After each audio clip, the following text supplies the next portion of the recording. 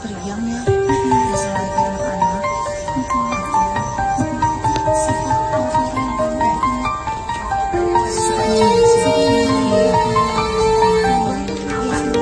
Apa aja?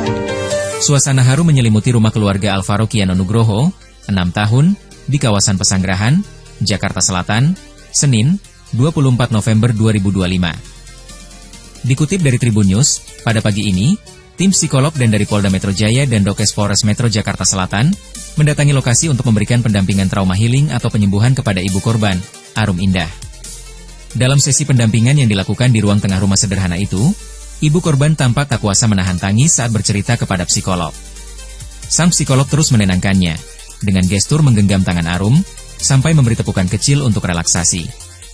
Meski beberapa kali sang ibu sempat tersenyum kecil ketika mencoba mengikuti arahan relaksasi, kondisi emosionalnya masih tampak sangat terpukul.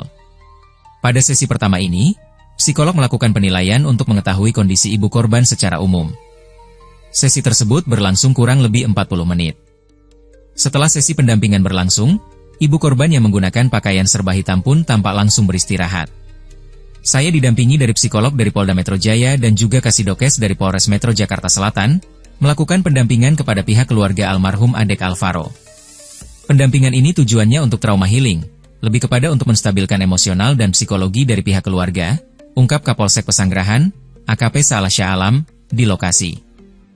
Ya anak yang baik, periang ya, biasa lagi anak-anak. apa sifat Alvaro yang paling ingat? Suka nyanyi sih. Suka nyanyi. Iya. Lagu apa biasanya? Apa aja yang dia dengar, dia suka nonton YouTube lagi viral-viral, reels YouTube biasanya yang video itu dia suka nyanyi. Hal kecil apa sih yang ibu ingat dari apa? Apapun yang manjanya, selalu dia tuh suka banget ngaji, ya gitu, banyak sih, banyak lah ya. Alvaro katanya cita-citanya jadi pilot ya? Iya. Pernah cerita nggak gitu ke ibu? Ya cerita suka sih dia waktu ada foto-foto di sekolah itu nggak mau dia pakai baju yang lain-lain selain pilot, jadi dia pakai baju pilot sendiri. Sering cerita-cerita sama ibu apa? Sering cerita kalau udah kita biasa mau tidur bareng, tanya emang ada dari mana aja nih, aku hari ini main gini, banyak cerita, dia emang suka cerita, cerewet kan. Begitu pertama kali dengar soal ini, gimana perasaan ibu? Apa reaksi ibu saat itu? Ya takut ya, kayak ya histeris ya pasti ya, heboh ya, sendiri gitu kayak ini beneran, kayak masih nggak nyangka gitu lah. Ya gimana sih, pasti kan kayak orang kesambar petir lah ya, campur aduk, berantakan semua gitu. Ibu posisinya lagi di mana bu waktu itu? Kerja di luar ya, jadi TKI. Iya. Langsung ke rumah waktu itu? Waktu itu di bulan Maret, itu kan kejadian bulan Maret, bulan April baru bisa pulang ke sini. Ya udah, bulan April ke sini itu cari sih. Tetap nyari, dan itu nyari sama pelaku ya. Dia selalu ngikut kemanapun, aktivitas kemanapun nyari tuh, ada informasi dimanapun dia ikut. Iya, ibu maaf, ini kan pelakunya ini adalah ayah tirinya. Iya. Semasa hidup tuh Alvaro dekat nggak sih sama ayah tirinya? Deketnya sekedar gitu aja sih ya, karena kan itu kan sebenarnya pisah udah lama ya, pisah udah lama. Terus karena dia orangnya temperamen dan dia tidak bisa menerima anak-anak, jadi saya memutuskan untuk pisah. Nah karena dia tuh tadinya duluan yang ngajakin pisah, saya juga udah capek pertahanin. Terus akhirnya saya mutusin pisah, makanya saya pergi. Nah dia nggak mau, ternyata dia nggak mau pisah beneran. Akhirnya dia mendekatin diri sama anak-anak lagi. Dia kesini sering main kayak gitu. Nggak tahu kalau akan terjadi hal seperti ini. Tahun berapa bu pisah sama? Dari 2024 di bulan Maret April lah ya, setelah dia ulang tahun kayaknya itu di bulan April, karena Desember 2023 kita baru menikah. Tuh. Tapi selama ini nggak ada tanda-tanda kekerasan? Gak ada, pas kita sama-sama aja itu dia kan emang orangnya temperamental ya. Emang orangnya seperti itu. Kalau dia bikin statement saya selingkuh atau itu, gak ngerti itu alibi dia dari mana. jangankan dia bilang selingkuh, saya sama orang keluarga terdekat aja dia cemburu. Dia cemburuan. Dia mau saya sama siapapun juga cemburu, kan kerja atau apa, dia cemburu. Selama ini perlakuan ayah Alvaro pelaku ke ibu tuh gimana sih? Ya dia pengen banget kayak balik lagi aja gitu, cuma aku belum, nggak mau, kayak udah nggak bisa karena dia nggak bisa terima anak-anak.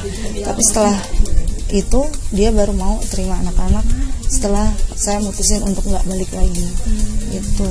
Tapi sempat melakukan kekerasan ke ibu?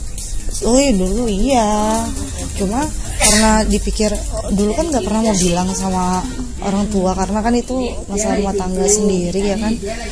Sebenarnya waktu itu kalau nggak ganti handphone itu ada bukti-bukti foto saya dipukulin dan saksinya adik-adiknya dia ya. Itu coba siapa yang mau hidup sama orang kayak gitu.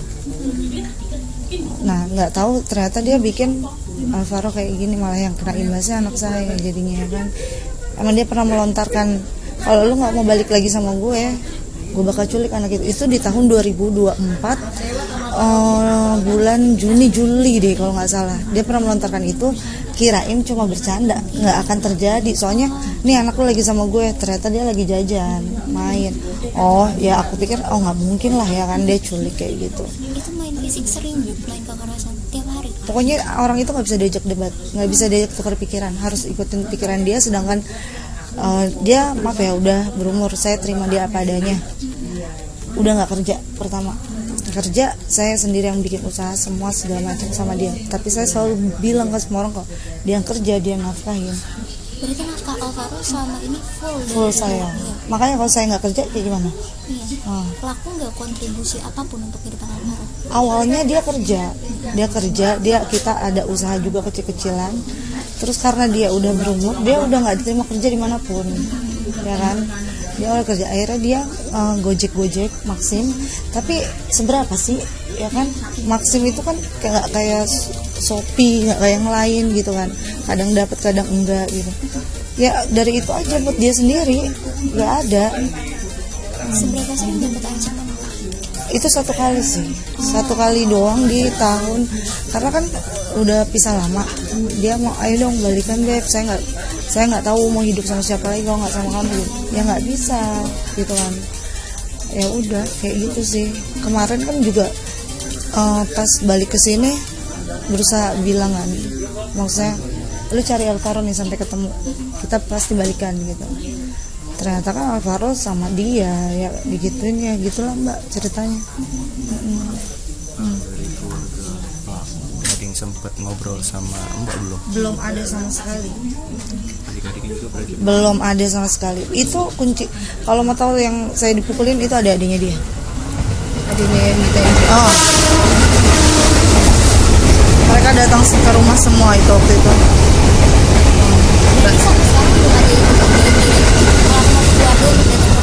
Belum ada itikat baik untuk datang ke rumah minta maaf atau apa, secara kan dia tahu ya masalah pembuangan mayat itu ya, harusnya dia komunikasi sih ya. Tapi tadi saya chat adiknya juga mau ketemu, belum sempet karena kan tadi hari ini full banget ya kan. Besok juga kemungkinan mau ke TKP kan, tempat penemuan Alvaro.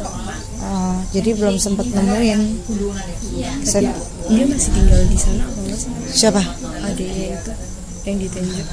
Tadi sih saya chat ya, dia bilang lagi di Tangerang di rumah orang tuanya ya. Mbak tadi kan sempat dengerin waktu ngobrol sama saksi pelapor itu, Mbak tadi itu Mbak sempat nelfon pelaku ini dan dia lagi ngos-ngosan itu. Waktu itu kejadian di hari Itu di tanggal 5 Maret itu kan dia masih main kesini karena kan saya video call intens ya sama anak saya ya. Video call dia entah lagi main tak, pokoknya di rumah, kalau di rumah video call. Itu di tanggal 6 Maret kan bingung mau hubungin siapa, orang rumah udah pada nyari semua. Saya telepon dia lah ya kan, Beb tolong ke rumah dulu, Alvaro hilang kan gitu ya. Karena dia tuh kalau misalnya saya yang nyuruh mau apa aja gitu ya kan. Akhirnya dia ke rumah itu, saya juga baru sadar tuh, oh iya waktu itu dia ngangkat telepon dalam kondisi ngos-ngosan ya kan. Atau mungkin dia lagi habis eksekusi Alvaro, udah gitu sih. Mbak waktu tahu akhirnya dia tuh bunuh diri itu gimana? Sebenarnya kayak ya shock aja, nggak terima ya. Kenapa dia harus mengakhiri hidup setelah dia kayak gini gitu? Karena gak nyangka loh dia bantu kita, ya kan, bantu banget. Ada yang bilang di Bekasi, ada yang bilang di mana. Itu saya cari loh sama dia. Saya cari sampai kemanapun itu. Berarti kan dia kayak ngeledek ya kan? Dia tahu tapi dia ya udah nggak ngerti lagi deh sama dia. Kayak gitulah, nggak habis pikir. Ternyata dia gitu. Mungkin harapan untuk kasus ini seperti apa, Mbak? Harapannya ya semoga cepat selesai aja sih ya, tes DNA-nya, hasil tes DNA-nya keluar. Kalau emang itu Alvaro, ya mau kita makamin dengan selayaknya, gimana ya, ya mau yang terbaik lah. Udah mencoba ikhlas, udah terjadi berat sebenarnya, cuma mau gimana, harus tetap bertahan karena masih ada satu anak lagi kan. Ibu kalau diberi kesempatan untuk kembali berbicara dengan Alvaro, apa yang ingin Ibu sampaikan? Wah, nggak akan aku tinggalin sih, dijagain sih.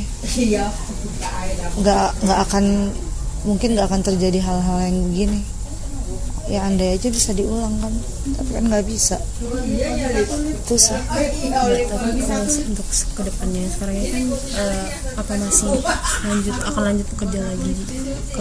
Untuk saat ini enggak, karena anak kan tinggal satu, butuh ke aku juga kan, malah jadi tambah takut, was-was gitu. Kayak lebih kayak sekarang itu orang terdekat aja nggak bisa dipercaya ya kan? Gimana apalagi ini perempuan, nggak mungkin. Kayak jadi lebih takut aja, nggak berani lagi.